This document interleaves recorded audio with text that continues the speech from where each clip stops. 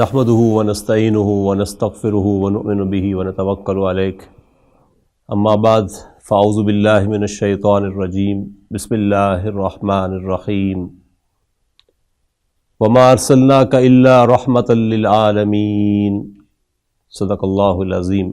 رب اشرح لی صدری ویسر لی امری واحلل عقدۃ من لسانی یفقہوا قولی۔ حضرات، آپ جانتے ہیں کہ ربیع الاول کا مہینہ ہے اور اس مہینے میں نبی اکرم صلی اللہ علیہ وسلم کی حیات طیبہ کے حوالے سے بہت سارے ایونٹس ہمارے ہاں منعقد کیے جاتے ہیں۔ حضور صلی اللہ علیہ وسلم کی سیرت کو بیان کرنا جس قدر آسان ہے اسی قدر مشکل بھی ہے،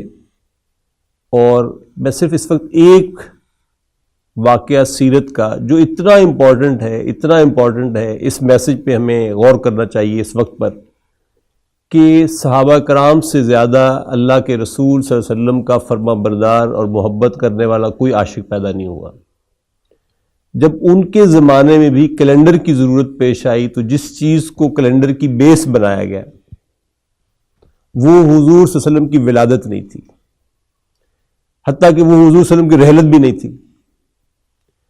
بلکہ کیونکہ حضور صلی اللہ علیہ وسلم کو اللہ نے ایک مشن کے ساتھ بھیجا تھا، لہذا اس مشن ہی کو بیس بنایا گیا۔ تو اس مشن میں سب سے بڑا جو ٹرننگ پوائنٹ تھا وہ آپ صلی اللہ علیہ وسلم کی ہجرت تھی۔ 13 برس مکے کے، جس میں طائف کا سفر بھی شامل ہے، اور اس دوران بھی بعض صحابہ کی 1 دفعہ اور بعض کی 2 دفعہ ہجرت حبشہ اپنی جگہ پر شامل ہے۔ اب حضور صلی اللہ علیہ وسلم کو ہجرت کروائی جا رہی ہے مدینہ کی طرف۔ تو جو میسج ہے اس ہجرت سے میں اس کو ایمفسائز کرنا چاہتا ہوں، ایمفسس دینا چاہتا ہوں اس پر۔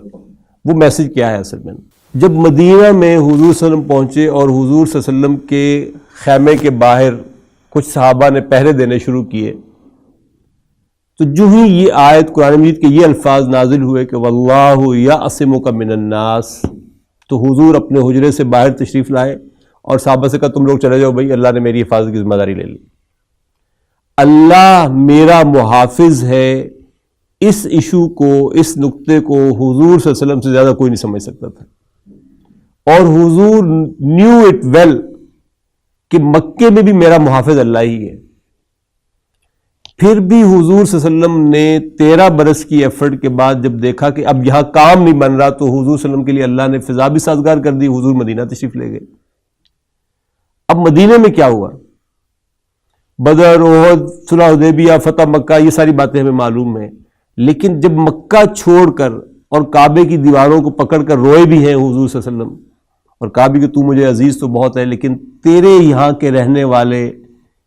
انہوں نے میرے لیے جینا یہاں دو بھر کر دیا، میں اپنا کام نہیں کر سکتا اب آگے۔ تو گویا کام امپورٹنٹ تھا، اور یہ میسج تھا اس ہجرت کا کہ اللہ کے دین کے لیے کام کرنے والے کا کوئی وطن نہیں ہوتا۔ یعنی جو میں چیز نوٹ کرا تو وہ یہ کہ وطن کوئی نہیں ہوتا۔ مکے سے زیادہ عزیز حضور کو کون سی جگہ ہو سکتی تھی؟ حضور کی جائے ولادت مکہ تھی، حضور ساری زندگی رہے مکہ میں، 53 برس حضور کے مکے میں گزرے، کعبہ مکے کے اندر تھا، کعبہ کے ساتھ جو محبت تھی حضور کی وہ اپنی جگہ پر موجود تھی، اور لیکن حضور صلی اللہ علیہ وسلم نے مکہ چھوڑا اور مدینہ گئے تو میسج یہ دیا کہ اللہ کا دین قائم کرنے والوں کا کوئی وطن نہیں ہوتا۔ اسی کو علامہ اقبال نے اپنی اس وطنیت والی نظم میں بیان کیا کہ اس دور میں اور ہے جام اور جم اور، ساقی نے بنا کی روش لطف و ستم اور، تہذیب کے آذر نے ترشوائے صنم اور، مسلم نے بھی تعمیر کیا اپنا حرم اور، ان تازہ خداؤں میں بڑا سب سے وطن ہے، جو پیرہن اس کا ہے مذہب کا وہ کفن ہے، بازو تیرا توحید کی قوت سے قوی ہے، اسلام تیرا دیس ہے تو مصطفی ہے، نظارہ دیرینہ زمانے کو دکھا دے، اے مصطفی خاک میں اس بت کو ملا دے۔ اللہ جو میرا رب ہے اس کو میں رب العالمین مانتا ہوں، اللہ خود کہتا ہے اپنے آپ کو رب العالمین، حضور رحمت للعالمین ہے، قرآن مجید ذکر للعالمین ہے۔ تو مومن وطن کی قید کے اندر پابند ہو کے رہ جائے اور ساری زندگی اس وطن میں اگر حالات سازگار نہ بھی ہو دین کے لیے، اور وہ پھر بھی کسی سازگار طرف ہجرت نہ کرے،